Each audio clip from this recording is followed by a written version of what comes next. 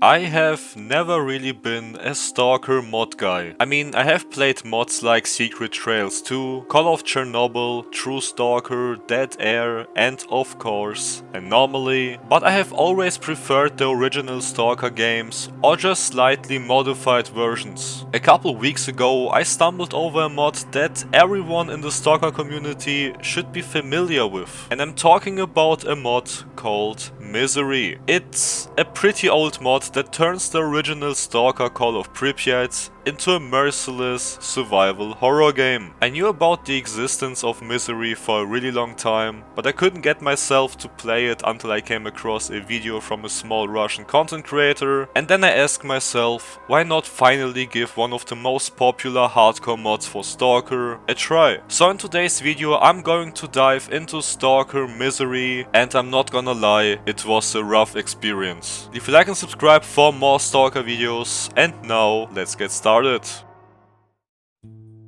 Even before entering the zone, we are confronted with the first feature the mod brings: classes. In Stalker Misery, the player can choose one of 3 classes. Each one has its own attributes that fit different playstyles. For example, the Assaulter. This class has as preferred weaponry assault rifles, giving you better handling with this weapon type, and also a higher damage resistance stat that makes this class perfect for aggressive playstyles. There is also the Recon class that focuses on light weaponry like SMGs and pistols, and has increased movement speed and stamina, making it a good choice for stealthy playstyles. The third and last class is the Sniper class. Here you will get balanced stats, but at the same time you will be also limited to long range combat, since the preferred weaponry are sniper rifles. In the end I decided to pick the Recon class since the medicine buffs are pretty good, and I like the stealth aspect of this kit. With that being done, my journey through Misery began.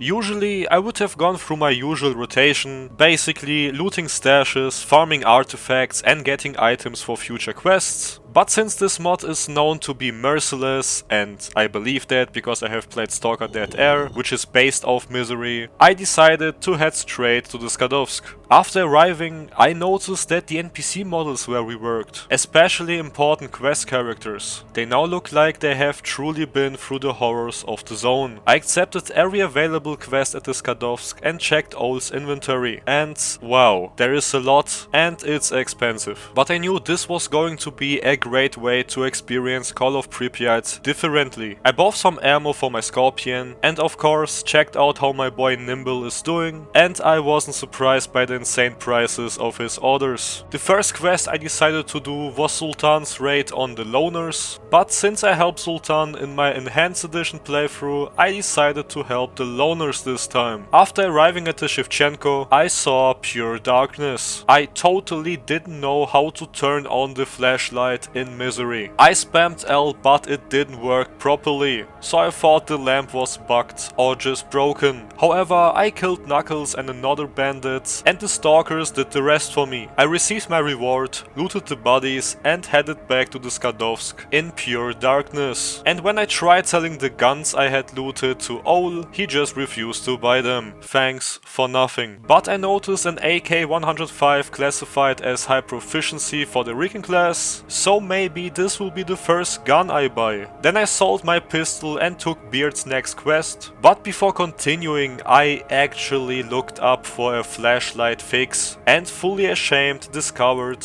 why my flashlight didn't work. I hate myself sometimes. Back in the game I met the boys, crashed the deal, got Morgan's PDA, looted the bodies, checked known stashes around the area and got my reward from Spartacus. After putting all the looted guns into my stash, slowly losing hope that I can sell them at all, I sold whatever else I could and headed to Carden to repair my new hunting rifle. Nah, f it. I slept until the next day and discovered that Beard evolved from a bartender into a threat to Ol's business. Damn, was it huge. I mean the variety of what he sells, of course. I bought medkits and a beer detector and headed for the steering wheel artifact for Beard. I also tried to get some artifacts in the water and died many times.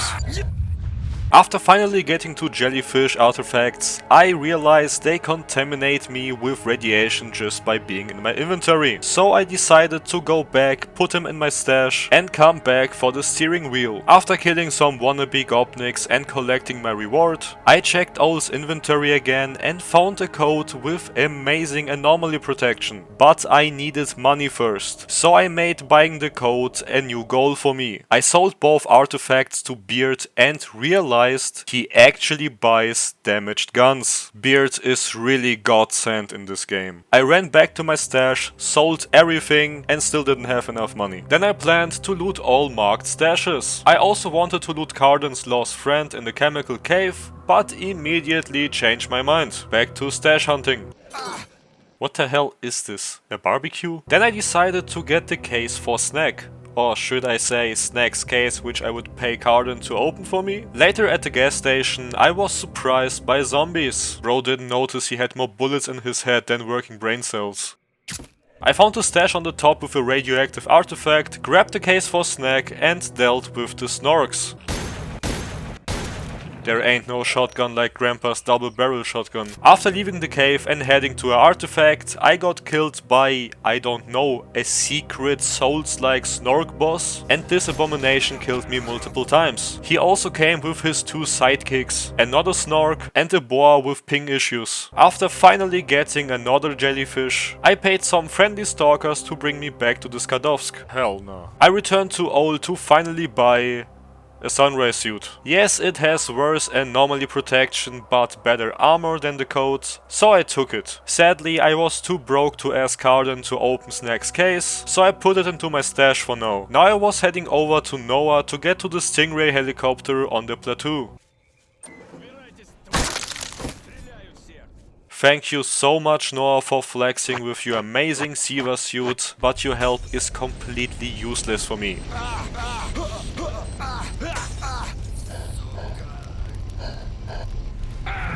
So I decided to take a shortcut. At the plateau, I went through the Snork nest to loot the dead soldiers' bodies, and damn, they were pretty well equipped. After interacting with the helicopter, I decided to take a break for the rest of the day and continue my misery the next day. And I'm saying misery because this was the day I finally learned why this is the name of this mod.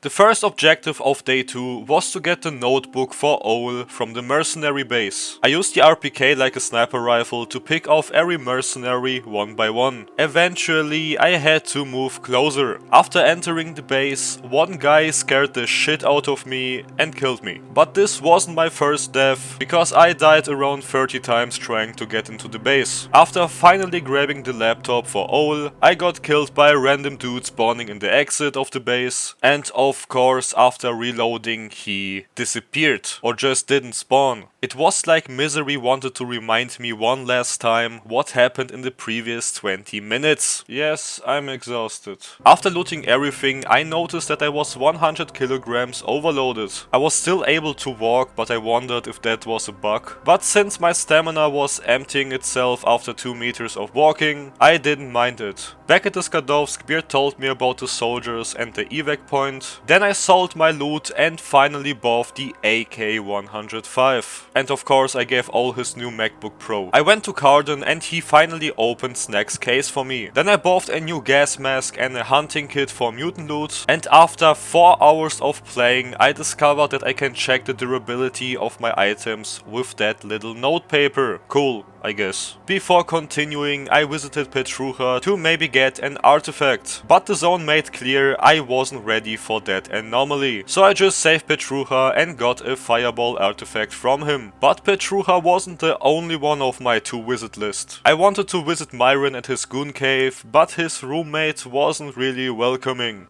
Уходи отсюда, мужик.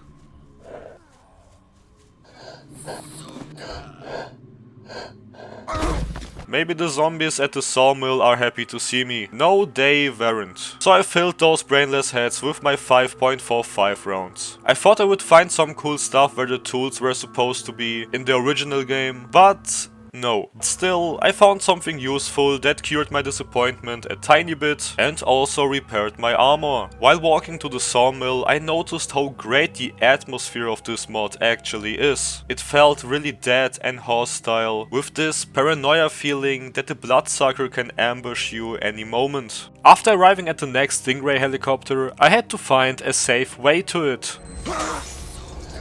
After inspecting the helicopter, I found a Stoneblood artifact and went to the next helicopter at the Iron Forest. And on the way to it, I was ambushed by 20 dogs. And then I picked up Joker's PDA. At the Iron Forest, I discovered that normal zombies were also in the game, as well as ghost zombies. What the fuck is this? I also noticed that poltergeists do more than just flying around and throwing things at you. After inspecting the helicopter, I met Gru's at the homeless shelter for bloodsuckers. After that, I went back to the Skadovsk to tell everyone that bloodsuckers are not only sucking blood.